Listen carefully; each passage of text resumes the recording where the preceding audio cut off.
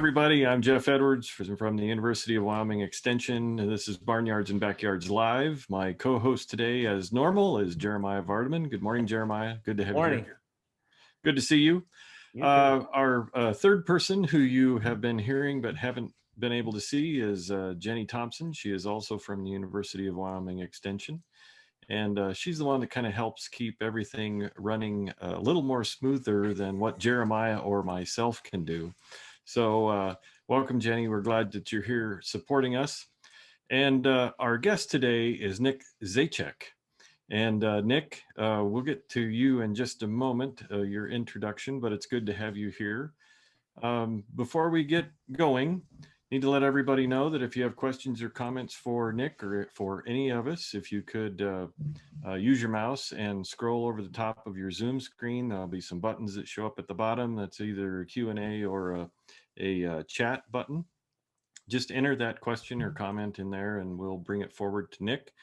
And if you're following us on Facebook today, same thing. If you have a question or a comment, use the comment space and Jenny will pull those questions forward to us and allow us to interact with Nick a little bit better. But I think that's all I have to do. So Nick, your introduction, you are the Wyoming State Forestry Division Senior Resource Forester, correct?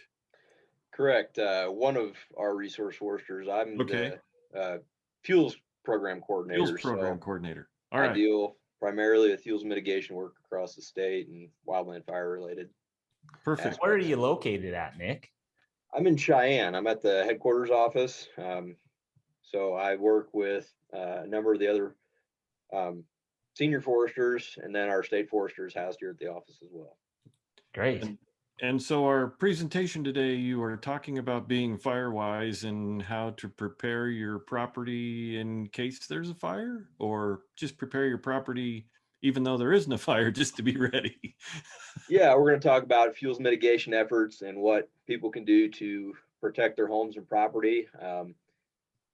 Big thing we're going to focus on is before a fire event, but also things that will help them in the event of a fire in the surrounding area that is going to be impacting or threatening their home. Perfect. So Jeremiah, I'm going to turn the floor over to you, and you get to keep the program moving. Okay. Well, I think we're ready, Nick. We're glad to have you here. So why don't you go ahead and share out your screen, and we'll get started in this presentation. And maybe just to kick us off, I think this is probably on a lot of people's minds already, especially after last year, especially down in that Laramie area, Cheyenne area, with those big complex fires that were happening across the border into Colorado and that. So it's always a relevant topic, no matter what time of year it is. But so where do we start with this? Where should a homeowner even start to think on this, and when should we start? It's always best sooner rather than later. There's been a lot of people that have been purchasing property and investing here recently. So we've had a lot of people over the last couple of years reaching out and wanting to know, hey, I just purchased this property. What can I do to help protect it? So there's a number of different things. A lot of landowners tackle things on their own doing. If they're actually living immediately at the residence. In other cases where it is a landowner that lives elsewhere, so an absentee landowner, they'll do a lot of contract that work out if they're not able to get there frequently to do the work themselves. But there's a lot of options. So one thing that I do in my position here with the state is I help work with county partners across the state, as well as some of our agency staff, district and assistant district foresters, to develop projects and then secure federal grant funds to implement fuels mitigation projects to help create a more fire resilient landscape, as well as more fire resilient communities. So there's two main grants that I work with. One is a wildland urban interface grant, an NFP grant, and then the other one is a CAFA grant, which is communities adjacent to federal land. So it's uh, typically working on the CAFA side of things with landowners that directly border or within a very close proximity to mostly Forest Service land, but also BLM lands.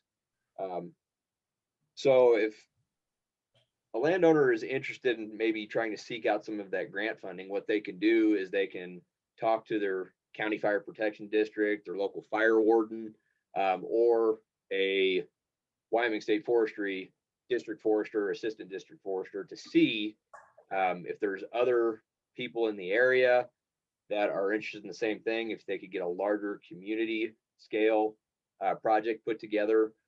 They can see if there is work that is currently going on or planned for the future on some of those adjacent federal lands.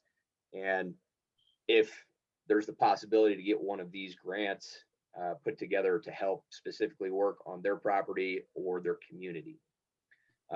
If So not, with that, Nick, hold on now. Now with that, Nick, is I think that's a great start. I think that's the ideal, right? We don't always think of, I guess I wasn't thinking anyway, of actual grant funding to help support my responsiveness or my ability to protect my property. But as you were talking, I was kind of thinking, are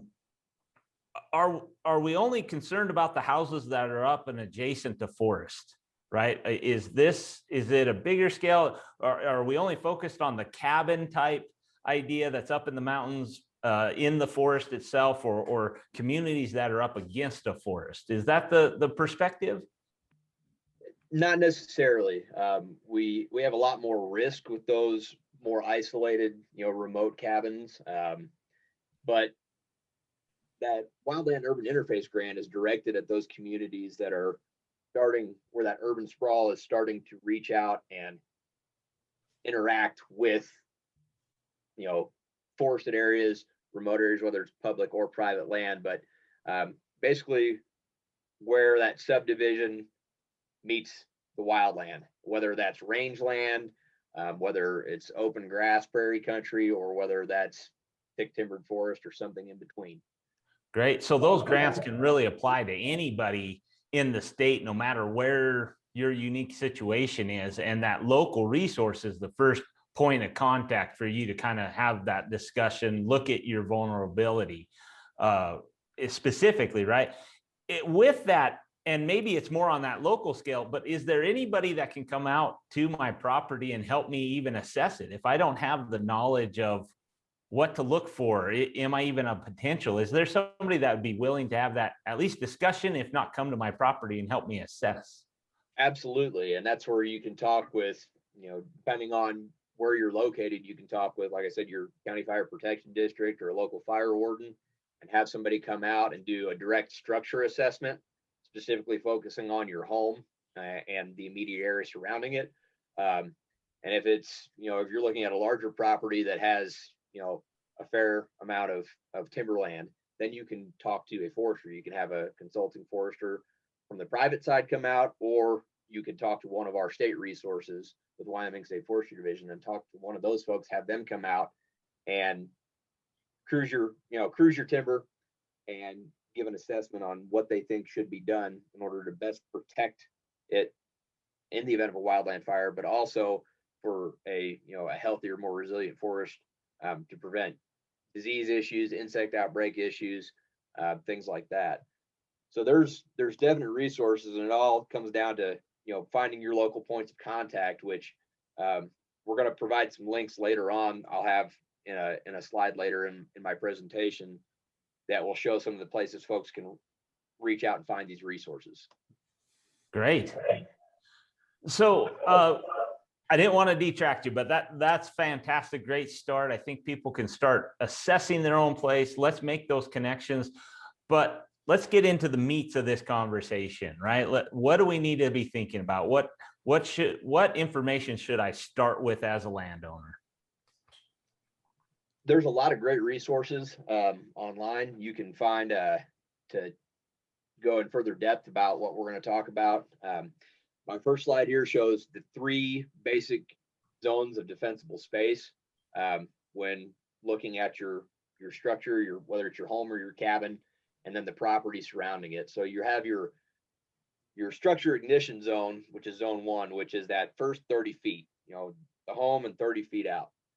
And that's going to be a zone where you're going to focus on doing specific things such as, removing all dead organic materials from around the home, and then doing specific things with landscaping, choosing, if you are going to be planting plants or trees, choosing less flammable options, plant hardwood trees as opposed to coniferous trees, because they're going to be more resilient in a fire event and less likely to burn. Using landscaping materials that are not flammable, using gravel instead of mulch. And then also basic things as far as building materials for your home, choosing less flammable or non-flammable building options. Metal roofs are always, the number one choice. As far as siding, choosing a non-flammable siding.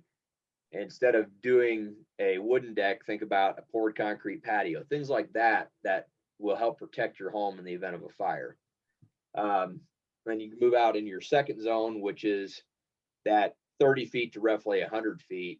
And that's what we're going to consider a fire break zone, where you're reducing the fuels significantly to help stop an advancing flame front. So basically an area that is very devoid of fuels, where there's an advancing wall of fire and it hits that and just kind of lays down. So you don't have a running crown fire coming directly to your house. And then zone 3 would be outside of that 100 feet zone to the rest of the edges of your property. And that could be, depending on how much land you own, that could be a very large space or a rather small space. But getting in there and doing some fuels mitigation efforts, removing all your dead standing and dead down trees, picking up, branches that are scattered across the ground, removing a certain number of your understory and midstory ladder fuels, the smaller trees that could help carry a fire from the surface of the ground up into the canopy of the dominant canopy trees. So those are considered ladder fuels, and just want to make sure we're clarifying these terms as we're going along. And I think you got it. So ladder fuels are not always a dead tree or a smaller dead tree that carries that fire from the ground to the crown of the other trees. It could just be smaller trees in the landscape. More often than not, they're actually live trees. The fuel types that we deal with across the state, lots of different coniferous species. They are very flammable, especially in certain times of the year during our peak fire season when moisture contents are low. Those small needled trees will carry a fire, burning in the duff layer on the surface of the ground, and take it right up into the canopies of the dominant trees. So that's another important thing, is to look at tree spacing of your dominant trees and trying to create a discontinuous crown, where fire can't just run from one tree to the next and advance quickly throughout your property. If you can break up that canopy, it'll stop a running crown fire. And so it's a lot easier to fight, 1 to 2 foot flame lengths on the ground in light fuels than it is a 200 tall flame front running through the crowns of, dominant trees that are 60 plus feet tall. And that's why you're so concerned about the trees and keeping that fire out of the trees. And those ladder fuels is, even if a fire started in the forest, you have a better chance as firefighters to manage and to fight that fire when it's on the ground. But once it's in the trees, that changes the dynamic. Absolutely. It's, like I said, it's a lot easier to fight, 1 to 2 foot flame lengths that are low to the ground and moving at a slower or more moderate speed than a running crown fire in the canopy. And another thing too, with those shorter flame lengths, running on the surface of the ground, you're not getting as much, embers cast out ahead of the fire. If it's burning 1 to 2 feet tall, yeah, it'll kick some embers, but they're not going a super long distance. If you've got flames that are pouring out of the top of the canopy and you got 100 plus foot flame lengths, you're going to have ember wash that's going to be cast a lot further ahead of the fire, which ember wash, embers that are created and carried out ahead of the advancing flame front is typically what will ignite a structure and burn it down, as opposed to the actual flame front itself reaching the house or the structure and then igniting it. And we're going to talk some more about that. I'm going to click to my next slide actually, and this is where we talk about your fire zones in a different focus. So we're going to look at the immediate zone, which is 0 to 5 feet from your house, the structure itself, and then that 5 to 30 feet, and then 30 feet out to 100. So if you do all that work on the outskirts of your property, 100 feet and further out, and you're doing those fuels mitigation efforts where you're thinning trees, creating a discontinuous crown, you're pruning branches that are on the residual trees to help, create more space between the lowest branches and the ground, and you're reducing all those dead standing, dead down fuels. You can do all that work outside, on the outskirts of your property and leading in. But if you don't address certain things at your home immediately, you can still lose your house from that ember wash. If you have gutters that are packed full of debris, pine needles, dead leaves, that kind of things, that's a receptive fuel bed waiting for an ember, and that's going to ignite and start a fire. And, same thing with having, like I said, cedar shingles, for example, or siding on your home as opposed to aluminum siding or a metal roof. There's certain materials that are less combustible that will help prevent an ember from finding a spot where it can ignite your home. So in that 0 to 5 foot zone, some of the big things that we like to stress with people are annual maintenance, and that's cleaning out your gutters. That's raking, any dead materials, whether it's needles, branches, leaves from that 5 foot zone out away from your home. Getting underneath a deck if you have an elevated deck and clearing out all those materials. Better yet, if you can screen in that deck to prevent those materials from getting in there and also help prevent embers from getting in there, during a fire. Another big thing, don't store combustible materials right against your home or under a deck, like I just mentioned. And that, that could be fuel canisters, that could be propane cylinders. One big thing that we see a lot when we're doing structure triage and assessment on these remote cabins and homes is a lot of people burn firewood for a source of heat. Do not stack your firewood directly against your home or your structure. We see it stacked on people's decks. We see it up against the side of the house, up against the side of outbuildings. You're going to want to take that firewood and move it at least 30 feet away from the home. The further, the better. And if possible, uphill for many structures. Little things like that can make a world of difference in making your home safer and reducing the possibility of an ember finding a receptive fuel bed and then your structure burning as a result. Nick, I'm sorry, can you explain why you would want your firewood on the uphill side of your property? So when we're looking at fuels, as far as firewood stacks as well as trees, when fire is coming uphill and creating its own wind and weather event,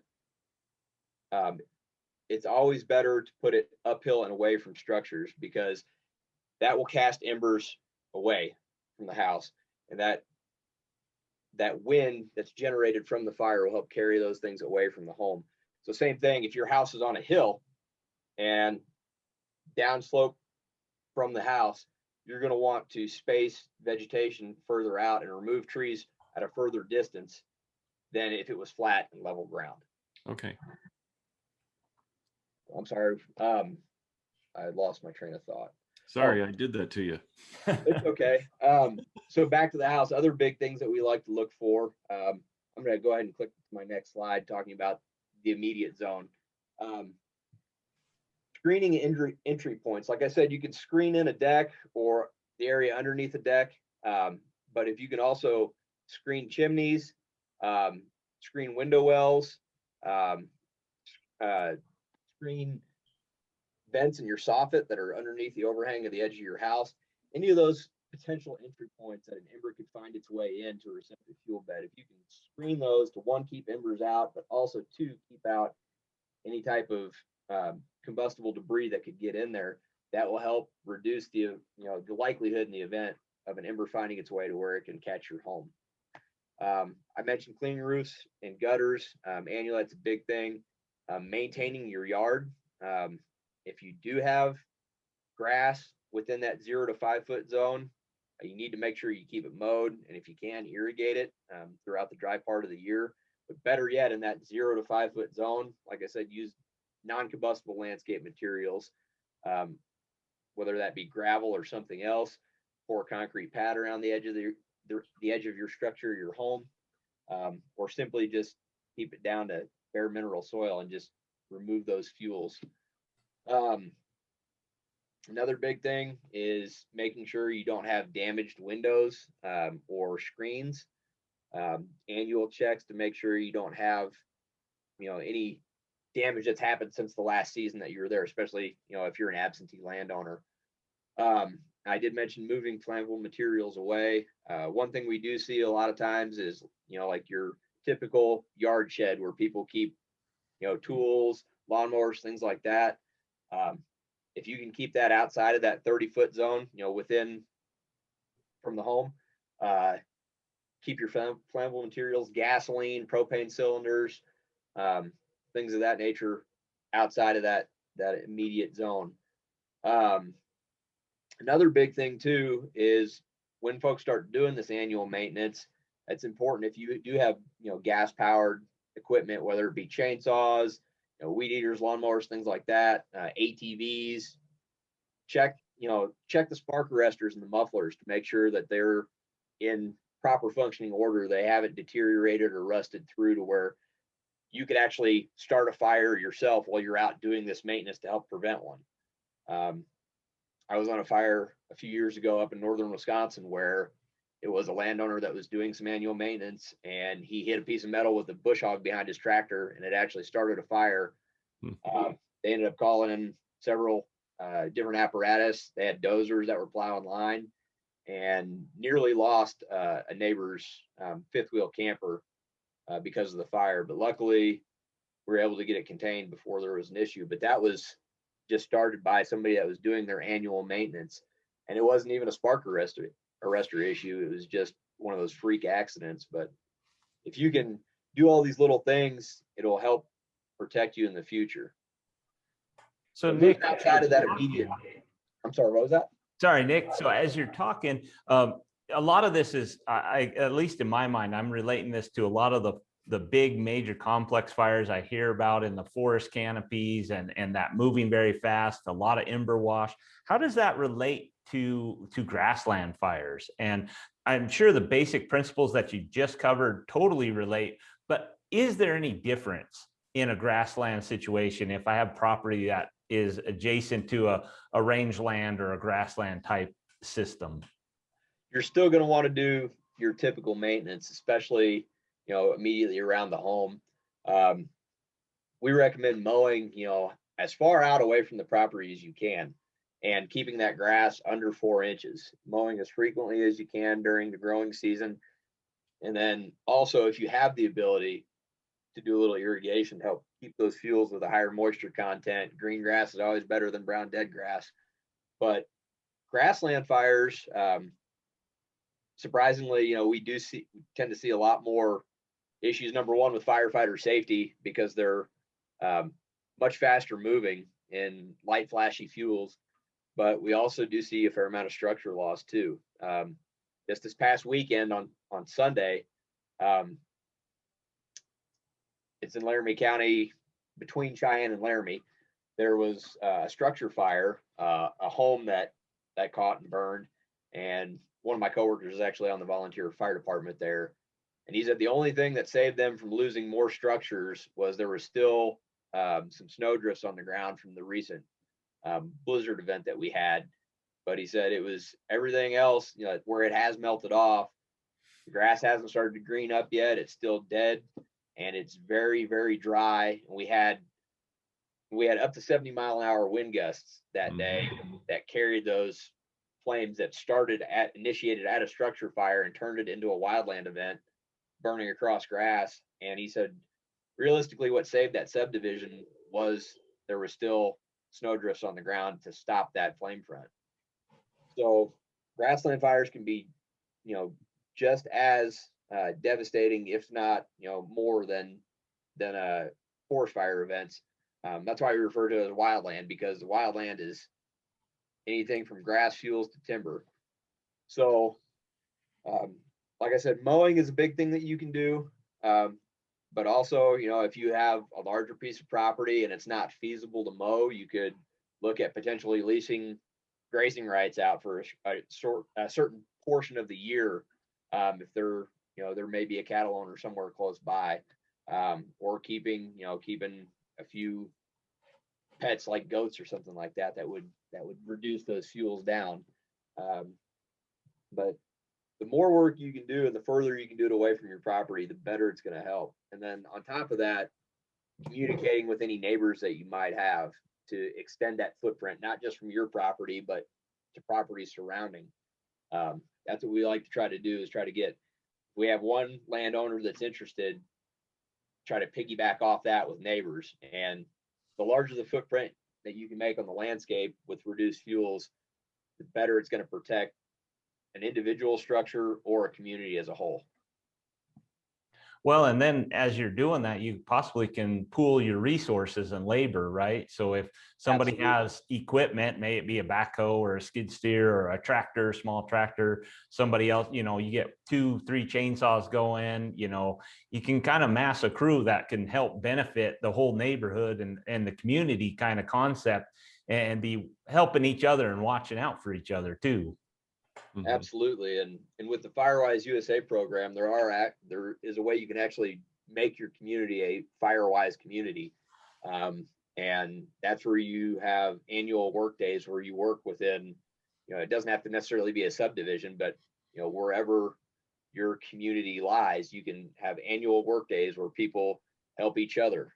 You can organize something like a community slash pile where, if you don't want to, once you've done that work, if you don't want to keep all those materials and actually pile them on your property to then burn during the winter under snow conditions, you could organize a community pile where it's out, say, in the middle of a big wide open field, where everybody can bring their slash and their materials, create one large pile, and then burn that in the winter under snow cover. Also, that they can have education and outreach events through those communities to try to draw in more folks in the surrounding area and increase that footprint and that impact on the landscape.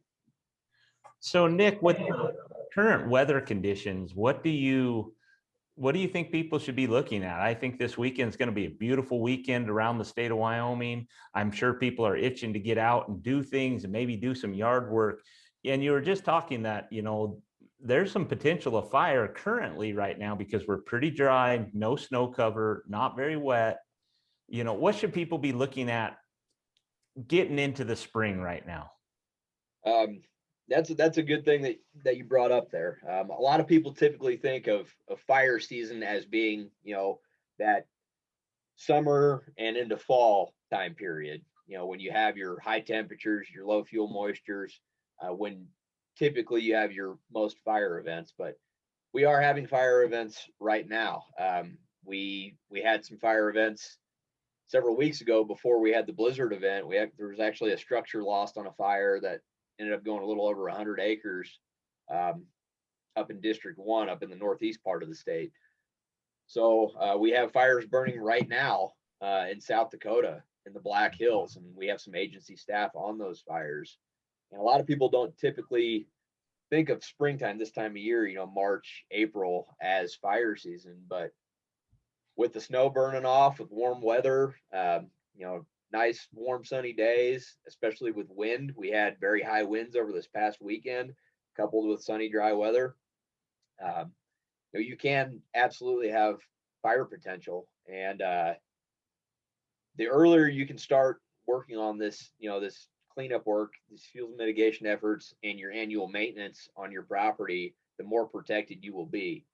And I know, after a long cold winter and everybody being cooped up, and then also with what we've been dealing with COVID here over the last year, a lot of people are wanting to get out and, go hiking, go exploring, go fishing, go hunting, whatever they want to do, their outdoor recreation activities that they enjoy. A lot of people don't think about, oh, I want to do a bunch of yard work this weekend, but it's important to try to keep up on these things and protect yourself whenever there is the potential for a fire, which we can see right now. And with the projected forecast for this coming weekend, I see potential for us to have some more fires in Wyoming.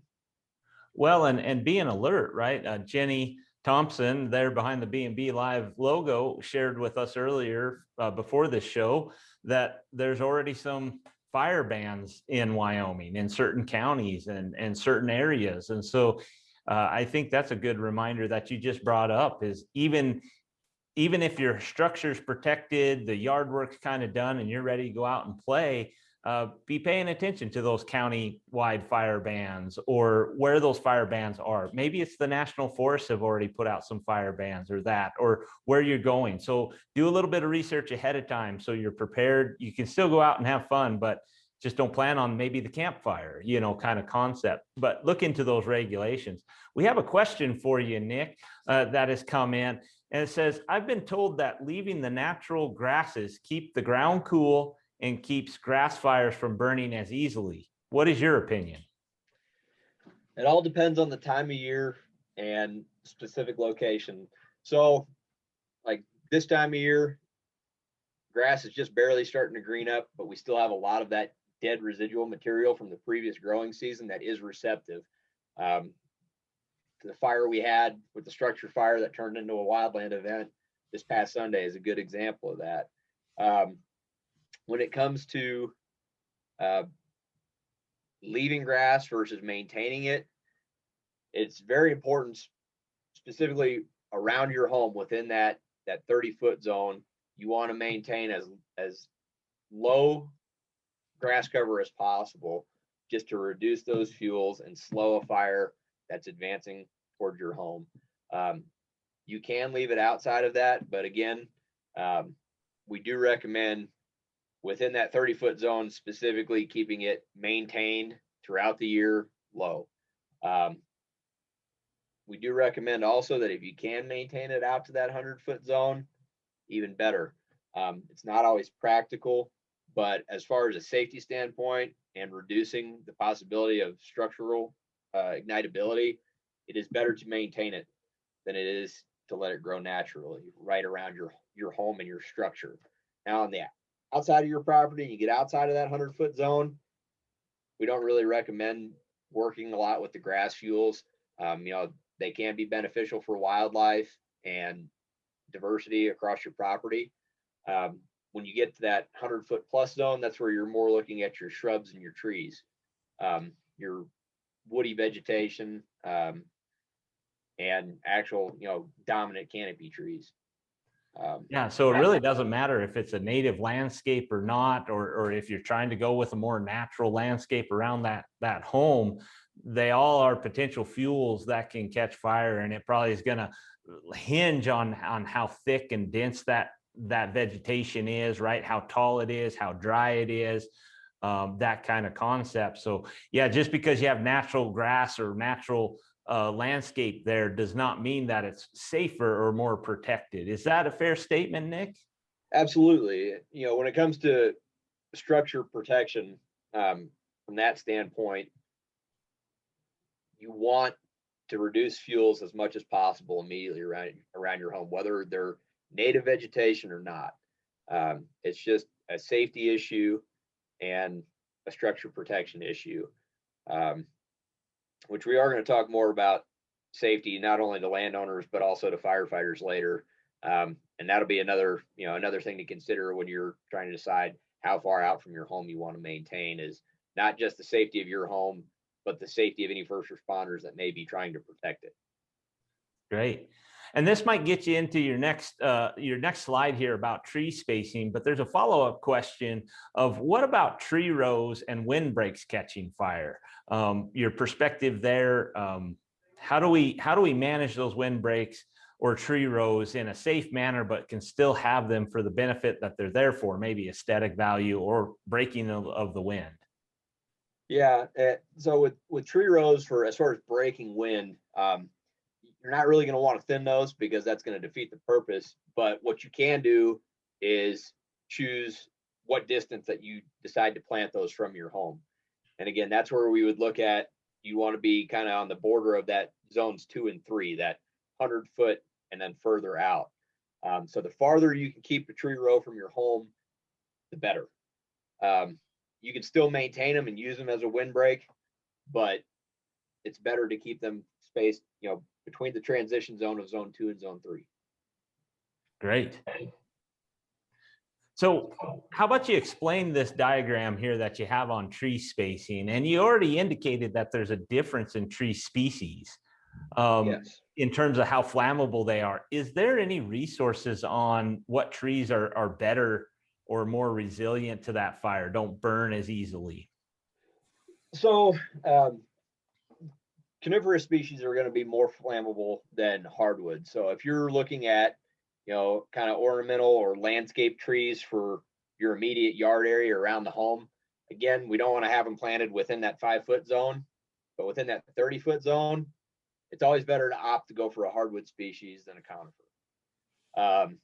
And then also consider, keeping numbers lower, and you can either put them in, a group where there's a small group of trees, or you can space them out individually, but you want to keep them at a fair distance from one another. When you are in that 30-foot zone, we're talking at least 18 feet between crowns. That's not between trunks, but between the crowns. So another thing too, when you're getting outside of that 30-foot zone to consider is we have a lot of conifers in Wyoming, not so many hardwoods. So what a lot of people are going to be dealing with on their property would be some type of pine, spruce, or fir. So you're going to kind of reduce the distance of spacing once you hit that 30 to 60-foot zone down to about 12 feet between crowns. But you're going to want focus on larger diameter stems. So the larger the dominant tree is in diameter at breast height, DBH, the more fire resilient it's going to be. It's going to have thicker bark and be able to withstand higher temperatures, higher heat from a fire. So you also want to look at tree condition and vigor. So if you have trees that have any kind of damage, cat face as we refer to them, where there is exposed open rot or a dead cavity in a tree, and it doesn't matter if that's at ground level or anywhere up the tree. If you've got some kind of damage that has exposed dead material inside the tree, that is a potential spot for that tree to ignite, whether it be from a ground fire, if it's at ground level, or from an ember, finding an ember bed. So you're going to focus on the healthiest and largest diameter trees to maintain as your residual trees that you're going to leave on the landscape. Then your smaller trees of poorer growth form and ones with defect. And then when you get even further out, 60 feet plus away from your home, you can reduce that spacing even further. But the big thing to keep in mind is to maintain that discontinuous crown, where in the event of an advancing flame front, if it is in the canopy, once it reaches your property, that fire is going to have a harder time moving from tree to tree because you've created space between the residual trees left on your property. Excellent. So what's next? Next, this is just a little Firewise. A lot of these graphics I pulled from Firewise USA, but just a little graphic that kind of goes over some of the things we've already talked about. Maintaining your wood piles further away from your home, at least 30 feet. One thing that I didn't touch on earlier that I will touch on now is if you do use natural gas heat, propane, and you have a large cylinder on your property, if you can keep it further away from your home, 30 feet or farther, the better.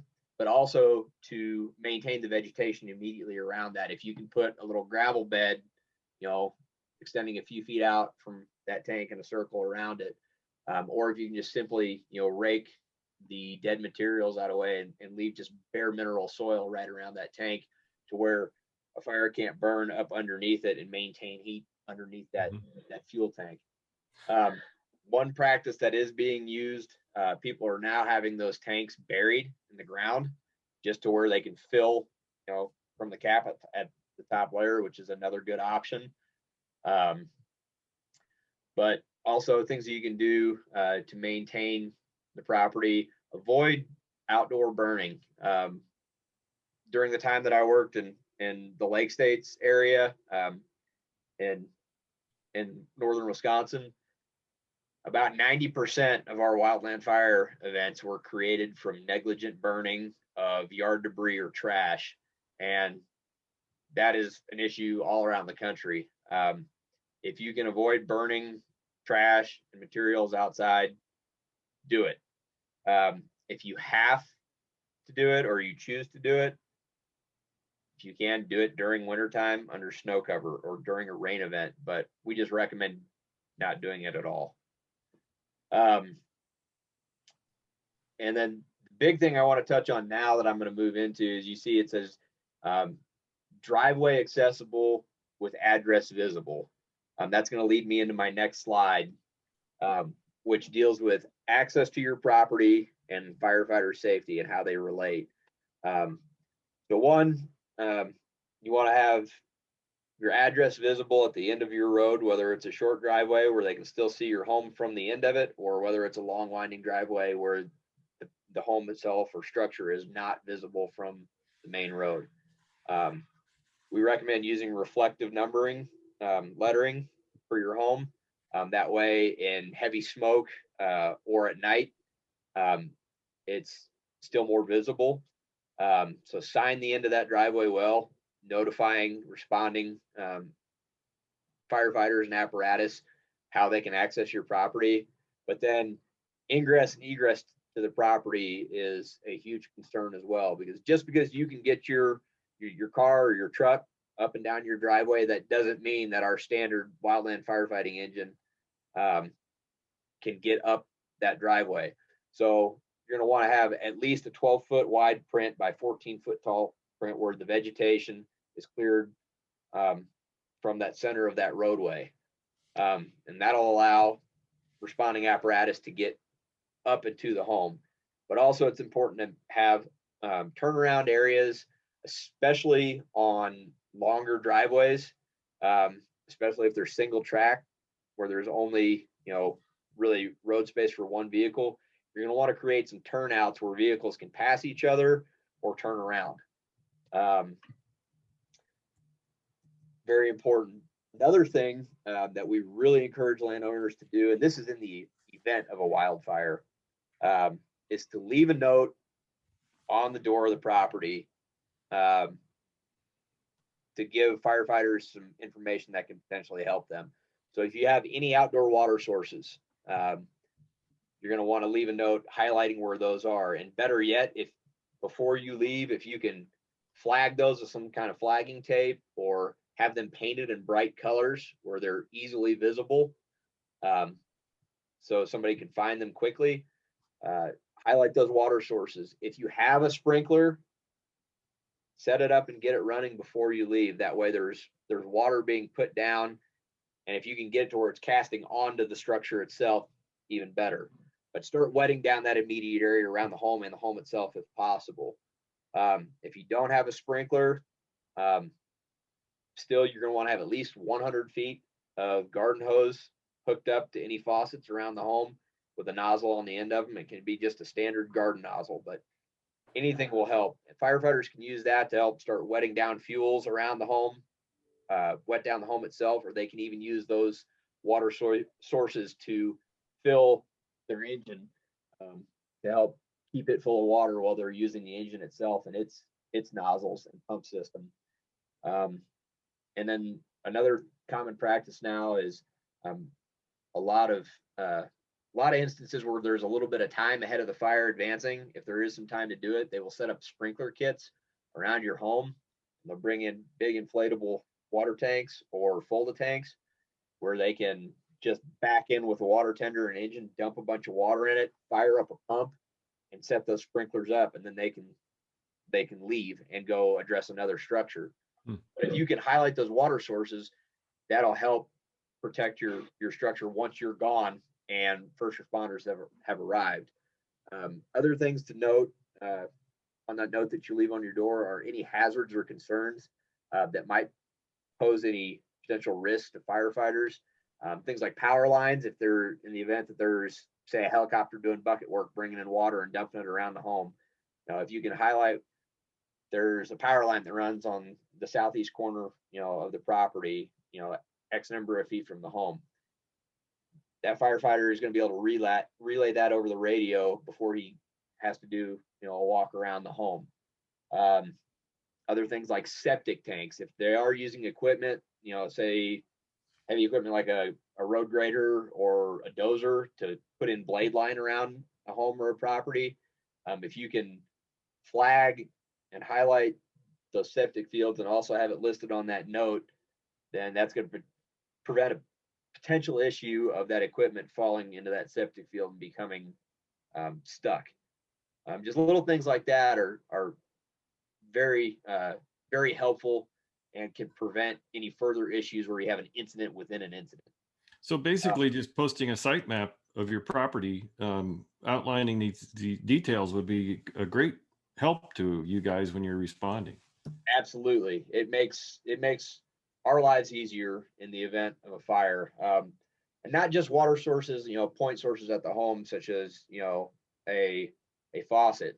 If you have a pond somewhere that's accessible by a vehicle on your property, or you have a stream that runs water, anything where an apparatus could fill, where they could go fill their truck without having to go out to another, further away source or going out and finding a water tender to refill them.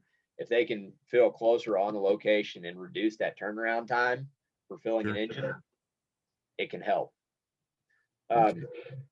This particular photo that I have in the background of this slide, I took this on the Mullen fire this past October. And so you can see there's a bulldozer there. That's what the lights are in the center of the screen. And you can kind of see there's a tree line off to the left side. So this is a driveway that I'm standing on next to my vehicle. And you can see they have a nice wide open driveway. They have all the vegetation cleared off, well past that 12-foot mark and 14-foot high mark. Very easy ingress and egress.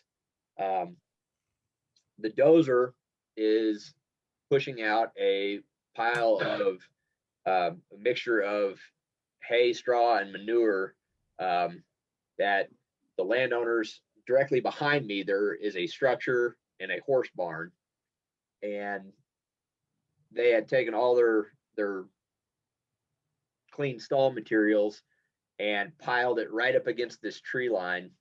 And we had an advancing flame front coming over the ridge behind us that was starting to cast embers. And so we were pushing this pile and trying to spread it out and get it away from that tree line to prevent it from catching an ember and then getting into the timber down here, which could then carry it towards other structures further ahead.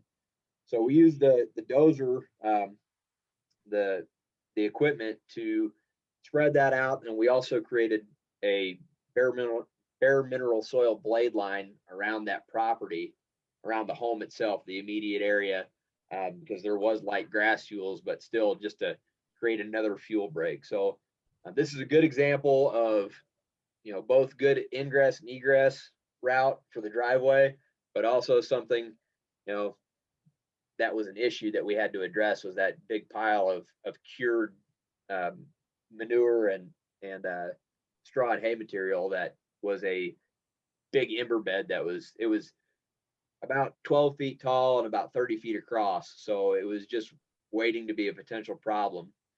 So if you can do things ahead of time that would prevent having to do this type of work on your property, it'll save time that could be critical for first responders to do other work.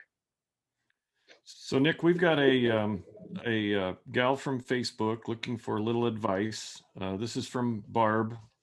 They lease some property behind their place, and due to neglect, there's weeds, pretty tall weeds on it, and she would like to know if she was to hire somebody to contract and come in and plow this or disc this weed area down, how far out would they need to do it? They have about 30 or 20. We have 30 foot of trees, 20 feet on the side of the field. So they're just kind of curious to know how far out these dried weed fuels should probably be tilled in. To be creative fire break, I think, is what they're interested in. Yes. The further, the better. Right. You know, a single width, if it was just an 8-foot disc, a single width would be better than none, but the further, the better.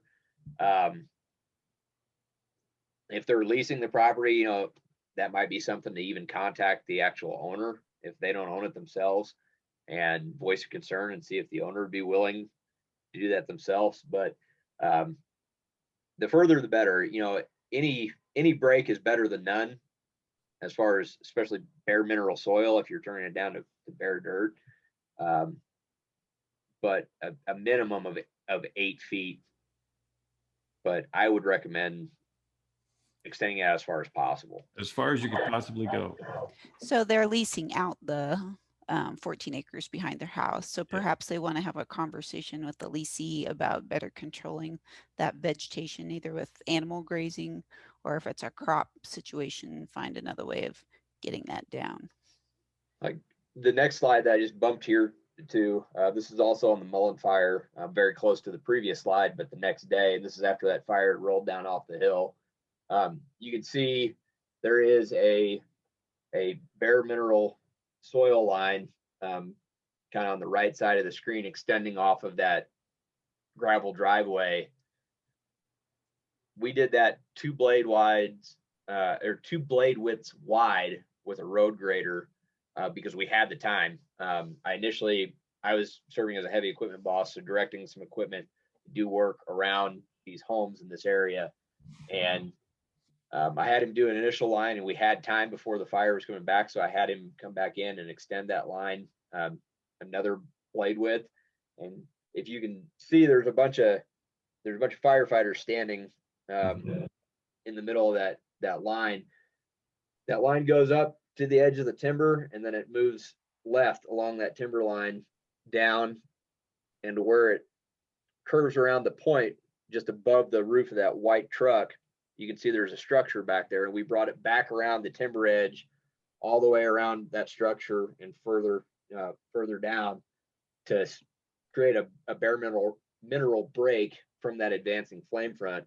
And those firefighters right there, that's the zigzag hotshot crew. They were actually burning out ahead of this advancing flame front off of that blade line. And ultimately, the structure down here survived. It was a brick-sided home with a metal roof, so it was fairly protected structure, but there was not anything done in that immediate 0 to 5 foot zone. So there was actually, grass and dead fuels right up to the edge of that home. But this is kind of a good example of what you can do, similar to what this woman's question was, is you can disc right along that tree line and remove those fuels down to bare mineral soil, and that will create a good fuel break. So, anywhere in that 8 to 16 feet would be adequate. But like I said, the wider the better when it comes to removing fuels. Well, and Nick, when you're talking about a fire break, correct me if I'm wrong, that's going to be probably in the hints of a fire threatening coming towards that area. That's when that fire break's going to be of most benefit, or once the vegetation is done growing, right? Because if we were to disc an area, you can have revegetation of that area over time, and thus the fire break goes away. And so it's kind of a balancing act of when that fire break goes in play, how well you maintain that, right? But just reducing those fuels can also be a huge significant factor. Yes, and when talking about fire breaks, it does not necessarily have to be just down to bare mineral soil. You know, we use a fuel break when it comes to reducing fuels as far as vegetation, as far as, you know, trees, for example. Just going in, you know, to a timbered area and creating a 100 or 200 foot wide break where all the trees are removed from that 100 foot wide or say 200 foot wide path through the stand. That's a fuel break too. There could still be grass fuels on the ground. There could still be, you know, the stumps and you know, some brush there, but that is an effective fuel break that would help potentially stop a running crown fire in the canopy of the trees. When it comes to bare mineral stuff, you know, a lot of times you see that put in, you know, right ahead of an advancing fire. But that's something that we do have landowners do, and it may be just as wide as an ATV path where they can, you know, bring an ATV with an implement around the edge of their property, or around the edge of their yard space, just to maintain that bare mineral soil. That, you know, even a 5 foot break is still a break. But it could be either in fuels or it could be down to bare mineral soil. Great.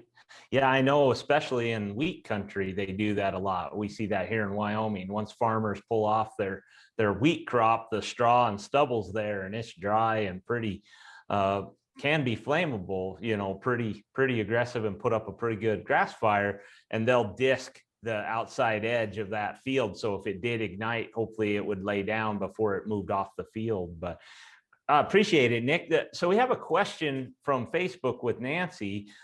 We have a windbreak on our property. Should the lower green branches of the trees be trimmed and elevate those branches up? Is that a possible ladder fuel concern? And that's, again, in a windbreak situation.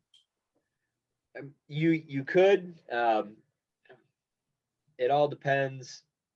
It all depends on what your preference is.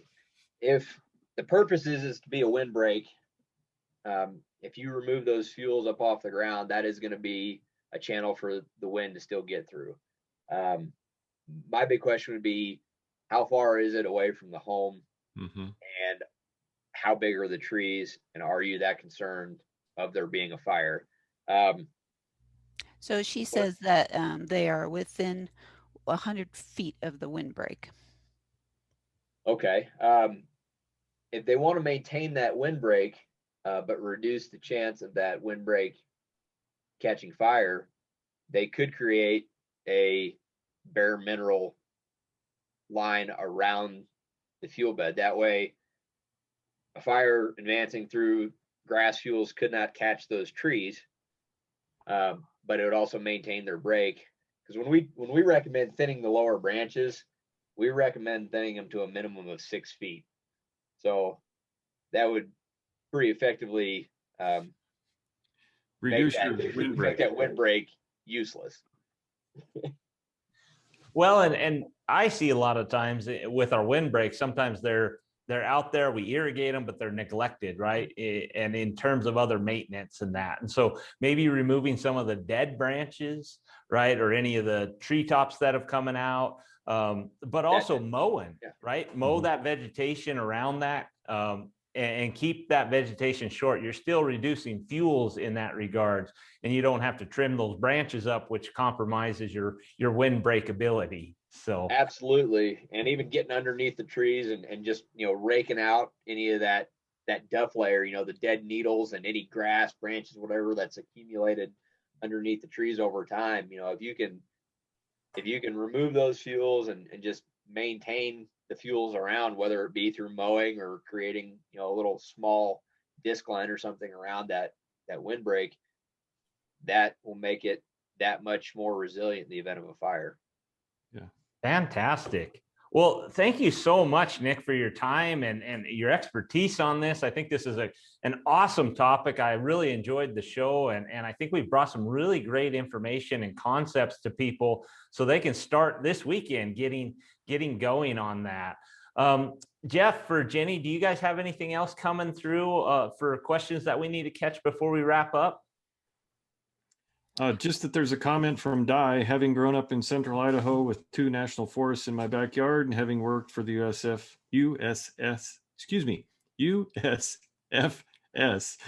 I can say that this program has been excellent. I'll be applying a number of these recommendations on my Black Hills of Wyoming property. Awesome. No, I think it has been great. Any other last thoughts, Nick, before we close things up, or any other suggestions? My only suggestion would be if anybody has any questions or is interested in doing any of this kind of work, start making contacts now. Start talking to neighbors, start reaching out to your county level folks, or even some of the state staff that we have as far as our district foresters, our assistant district foresters, or you can even contact me.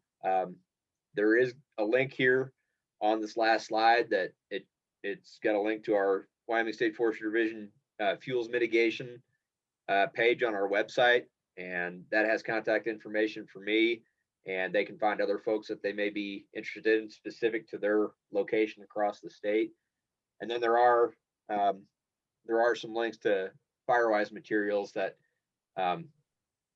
folks can learn how to make their property a Firewise site, or even try to do a community level Firewise community, and other beneficial Firewise resources, such as some of the graphics that I've shown and checklists and things like that they can use to actually start doing some of that work themselves on their property. Awesome.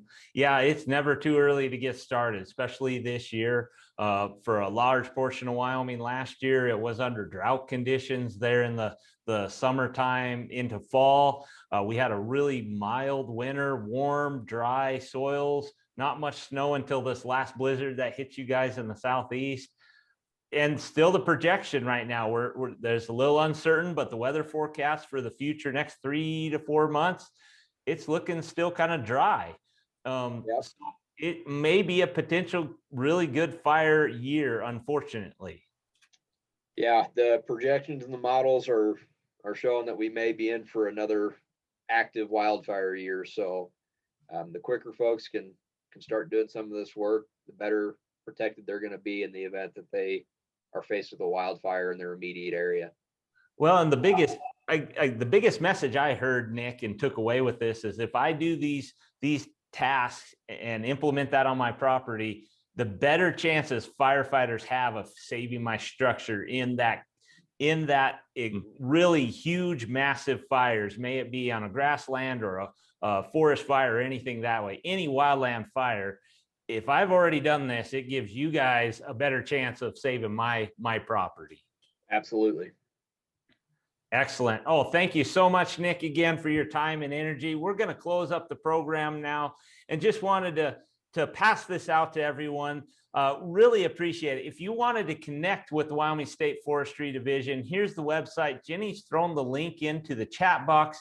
Knowing her, she's thrown it in the comments box there on Facebook as well. So look them up, get a hold of Nick. They are a wealth of knowledge and are here, eager, willing to help you, because it makes their lives easier and helps you in the far future. So please reach out to them, find out about those programs, and help yourself out there, especially with a possible active fire season every year, but especially this year, right? Also, we record these videos, so if you got a friend that really needs to see this show, pass it on, right? We will be posting it back up on Facebook. Go to the Barnyards and Backyards website. We record all shows. We highlight it, post it back up there. We also link those recordings with the resources that were mentioned during the show. So hopefully it's a one-stop shop for you guys. If you're interested in future shows, what are we doing for other shows, other topics, or exploring, it's again on that Barnyards and Backyards website. There's a section called Barnyards and Backyards Live, so you can find that. Also, the B&B website is just a great website. It has just a plethora of information. You can see on the left-hand side there, treasure trove of information. If you're looking for certain information on certain topics, we got a lot there. So look it up, specifically wildfire. So why don't you look up there while you're at that site, go through different articles, other resources as well, beyond what Nick provided. the last thing that we wanted to share with you is the evaluation. So Jenny, knowing her, she's already thrown that evaluation into the chat box, also in the comments box. We want to hear from you. We are doing these shows to help you out as residents of Wyoming and want to connect with you. And so please give us feedback on the show, what you think. We do listen. We do look at those evaluations, even if it comes in as rockets. That's my favorite response that we have, is do more shows on rockets and space. We do the best we can to try and address that for you, even if it's not in our wheelhouse. We'll look at it. So please give us that feedback so we know how we can better reach you. And with that, you guys have a great weekend, a great rest of your Friday. And thank you again, Nick, so much for joining us. And good seeing you, Jeff and Jenny. Thanks, Jeremiah. Thanks, Nick. Thanks, for Nick. having me.